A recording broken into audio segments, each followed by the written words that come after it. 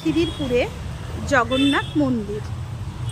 কি সুন্দর মন্দিরটা, একদম খিদিরপুর ডকের একদমই সামনে। এত সুন্দর পরিবেশ।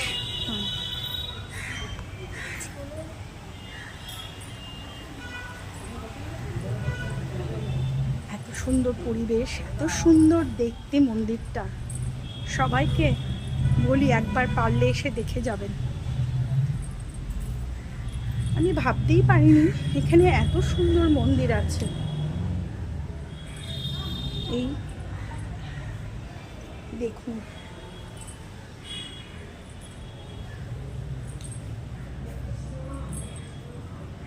দেখুন কি সুন্দর। শ্রী শ্রী জগন্নাথ